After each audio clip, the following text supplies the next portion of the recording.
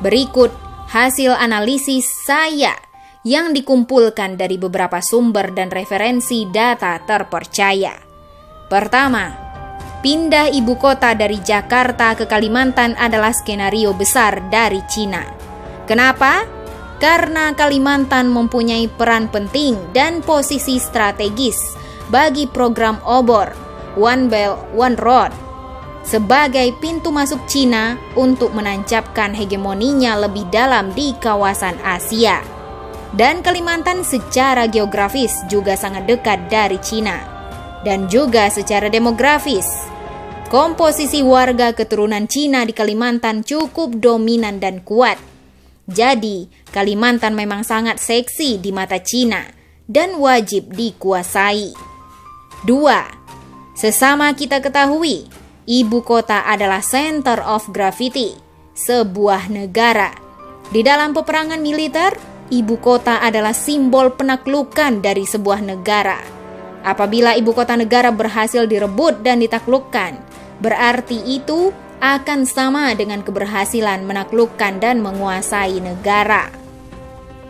Kondisi Jakarta yang begitu padat dan mengakar secara geokultural dan geografis tentu akan sulit menembus dan menaklukkan Jakarta yang begitu besar dan sudah berurat berakar dikuasai banyak negara lainnya berdasarkan kepentingannya masing-masing. Disinilah cerdiknya Cina. Trauma akan lengsernya Ahok dan gagalnya proyek reklamasi Jakarta dan Meikarta menjadikan Cina mempercepat agenda pemindahan ibu kota Indonesia ke Kalimantan. Tujuannya apa? Kalau ibu kota dipindah, maka Jakarta akan lumpuh. Kekhususannya pun akan dipreteli dan dicabut. Semua kendali negara dipindahkan ke tempat ibu kota baru, yaitu di Kalimantan. Nah, apabila ibu kota baru sudah berdiri dan berjalan, maka secara otomatis remote kontrol negara Indonesia yang selama ini berada di Jakarta akan berpindah tangan ke Kalimantan. Dan ini sama artinya, semua kendali negara kita akan berpindah tangan ke Kalimantan. Secara paralel, seiring proses pembangunan ibu kota ini berjalan, Cina dengan mudah akan memobilisasi rakyatnya untuk masuk dan migrasi ke Kalimantan, agar kemudian menjadi mayoritas dan menguasai mutlak Kalimantan secara penuh, mulai dari fisik ekonomi, politik, dan komposisi jumlah penduduk seperti sejarah berdirinya Singapura dengan menyingkirkan pribumi Melayu. Dan ini bukan hoax atau halusinasi, karena fakta dan data ke arah itu sudah terbuka terang benderang. 3. Skenario peta jalan perpindahan ibu kota ini langsung terbaca oleh si adik kuasa Amerika bersama aliansinya.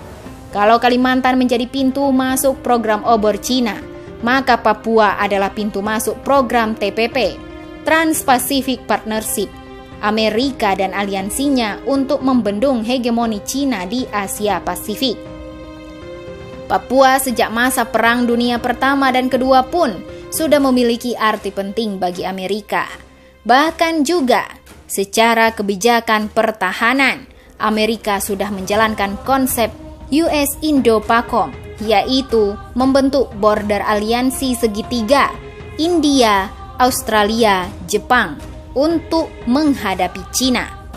4. Jadi, perpindahan ibu kota ke Kalimantan ini sangat berdampak besar bagi masa depan Indonesia di antara jepitan dua kekuatan besar raksasa dunia.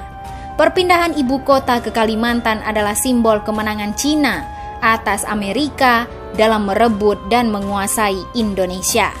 Kalau ibu kota pindah ke Kalimantan, yang notabene semua fasilitas, konsep, desain, biaya berasal dari Cina, maka Amerika bersama sekutunya akan gigit jari. Indonesia lepas dari kontrol dan hegemoni Amerika.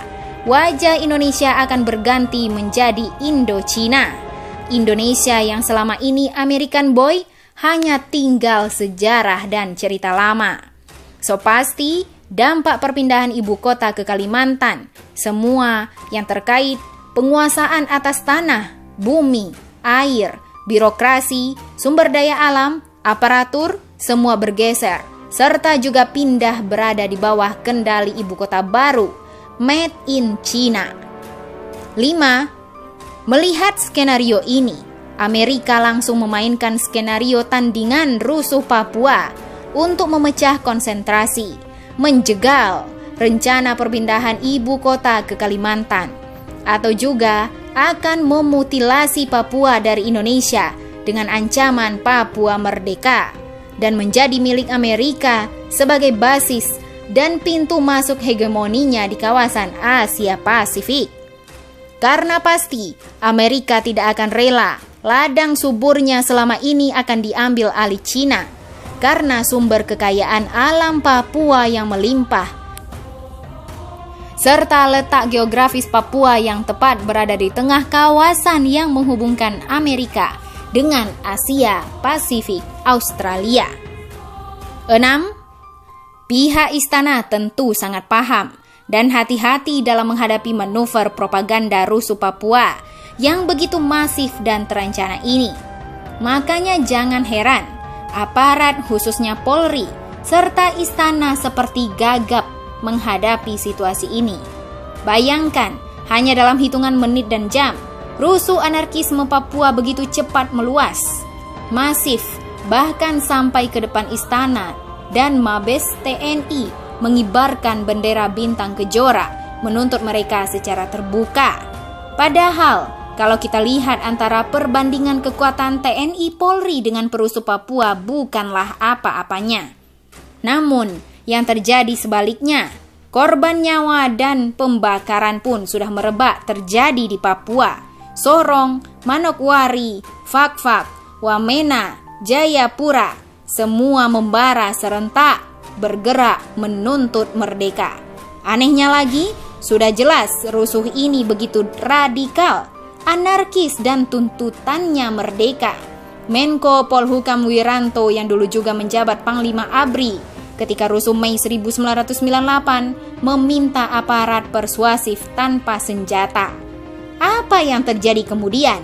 Aparat tak bersenjata menghadapi perusuh pakai senjata, ya habis dibantai dengan parang, panah, dan tombak.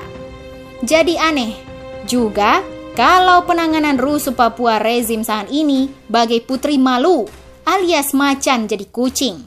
Sangat berbeda ketika menghadapi aksi 212 dan rusuh 21 hingga 23 Mei pada Pilpres yang lalu. Negara kelihatan begitu ganas, perkasa, malah semena-mena terhadap umat Islam yang datang membawa sajadah dan kopiah. Ketimpangan dan perbedaan ini terjadi karena negara pasti sudah tahu siapa aktor dan pemain di belakang rusuh Papua. Artinya, rusuh Papua tidak lebih bentuk perlawanan Amerika melalui proksi dan aliansinya di Papua terhadap manuver Cina yang mau pindahkan ibu kota ke Kalimantan. Cuma yang kita sayangkan adalah sikap pemerintah hari ini yang tidak jelas alias pengecut. Seharusnya Indonesia pandai memainkan prinsip politik luar negeri negara kita, yaitu bebas dan aktif, sehingga tidak perlu terkungkung di bawah ketiak satu negara secara total. Seharusnya Indonesia bisa memanfaatkan kondisi ini untuk menjadi peluang bargaining yang paling menguntungkan dari tarik-menarik dua raksasa dunia ini, bukan malah terjepit tak berdaya seperti sekarang ini. Untuk itu, kembali pada kesimpulan, inilah saatnya bangsa Indonesia menyiapkan skenario ketiga untuk membebaskan Indonesia dari jepitan dua raksasa dunia ini. Cukup rakyat yang jadi korban, negara diobok-obok, kita diadu domba. Indonesia harus bangkit dari kondisi keterjajahan ini. Mari rakyat Indonesia bersatu padu untuk mendesak pemerintah agar berani bertindak tegas, menumpas separatisme Papua dengan tuntas. Karena kalau tidak, rusuh Papua bisa menjadi pemicu utama dari disintegrasi bangsa. Selanjutnya, masyarakat juga mendesak agar presiden serta legislatif untuk membatalkan wacana pindah ibu kota ke Kalimantan. Karena ide ini hanyalah ibarat Indonesia memberikan lehernya kepada Cina. Stop! Jangan lagi jadi pengkhianat bangsa dengan menjadikan diri pelayan, penjilat kepentingan Cina.